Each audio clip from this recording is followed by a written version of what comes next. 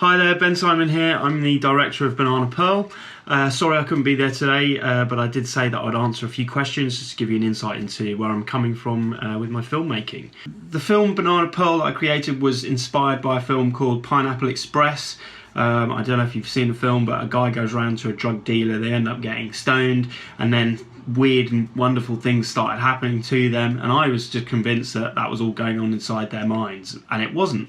But then I thought, well, actually that's a pretty good idea for a film, and then I nurtured that idea, and that's how Banana Pearl came about. I shot it on a very, very tight budget. Well, I didn't really have a budget, but I spent about £400 on it. Most of that went on sandwiches.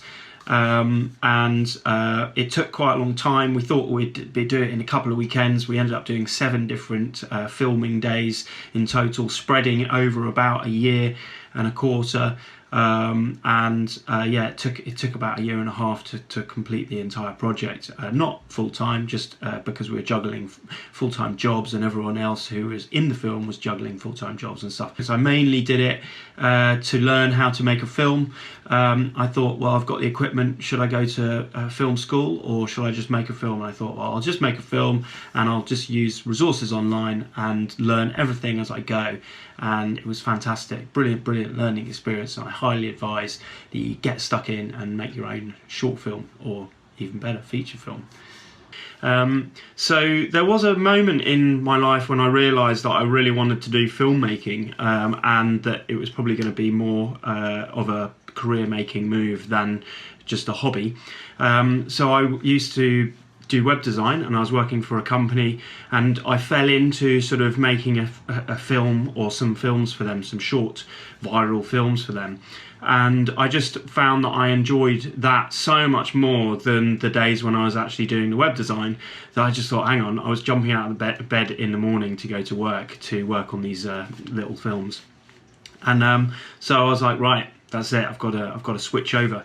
So I did. I bought a DSLR camera and really worked out how to use it, and started making videos for people.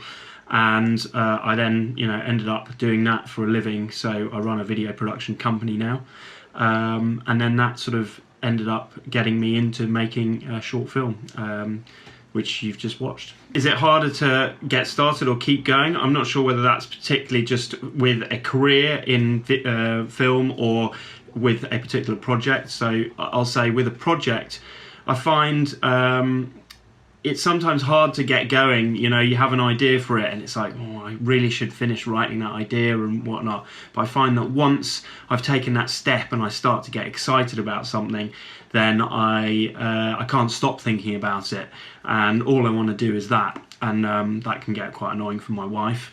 Anyway, I think that's the thing. When you get excited and enthusiastic about a project, then it will pull you towards the finish line, rather than sort of feeling like you've got to push yourself throughout that project.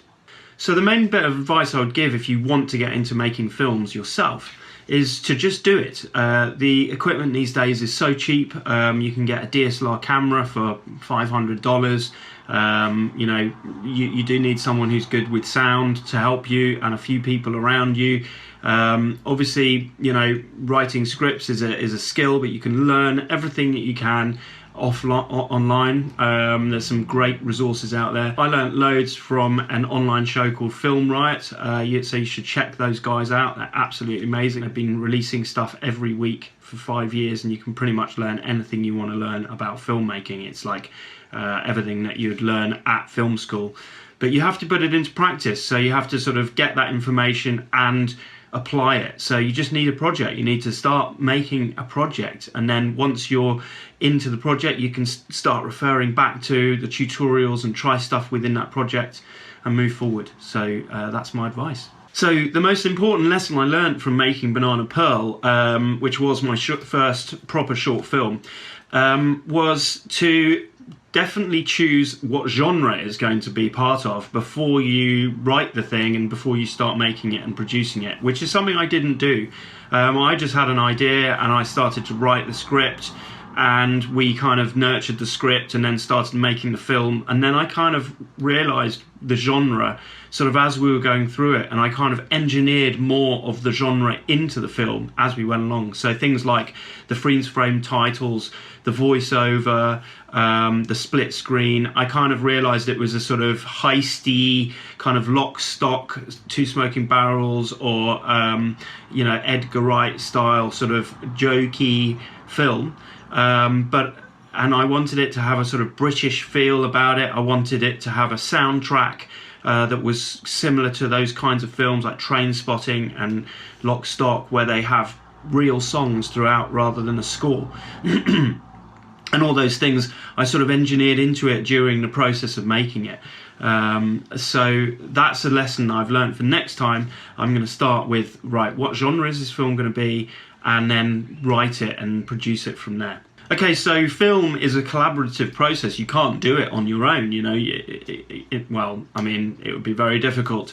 I suppose you could do a Blair Witch Project sort of thing, and if you can come up with something where one person filming and one person in it, and brilliant, you can just go out and make that.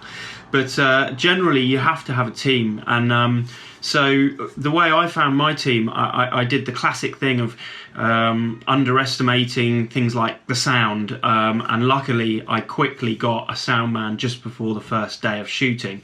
But I kind of overlooked that. I thought, well, I've got the equipment, I could just get a mate to do it. But it was so handy finding a friend who actually had his own equipment and knew how to do it, and he could own that project. I just really sort of, you know, asked around my friends, and there are groups actually you can join. I didn't do this, I didn't know this back then, but there are Facebook groups and stuff around my hometown where you can collaborate with other filmmakers.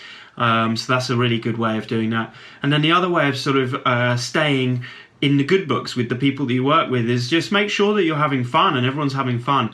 A lot of the time when you're doing something on a minuscule, if not no budget, is that no one's really getting paid. Everyone's doing it for the love of making the film. So it's got to be fun and everyone's got to enjoy it. You've got to keep people motivated throughout the day. You've also got to make sure that they're fed and watered. Most of our budget on Banana Pearl went on sandwiches.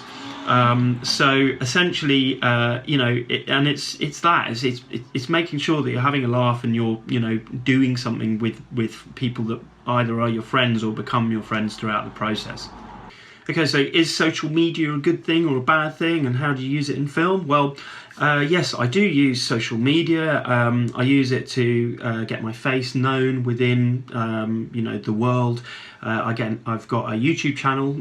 It's called Media Brighton, which is my company name, and we do filmmaking tips, we do video marketing tips, and all kinds of stuff like that. I'm getting 10,000 views a month now on my channel, which is fairly good. But I also use it in a sort of collaborative process. So when I was making Banana Pearl, there's a shot where you're sort of looking through the monitor onto the two main characters, and then you can see all the code that Lenny's like typing in. And so I was searching through on tutorials on how I could actually do that, and I found this perfect example, and I thought, well, what's the point in me starting from scratch and just creating what this guy's already created? So I just dropped him a comment on the bottom of the YouTube video page, and I just said to him, look, you know, I'm making this short film, your video is going to be perfect for it, can I use it in my film? And he said, yes, great, as long as you just give me a credit on the bottom, let me know, you know, send me the end product, I'd love to see it.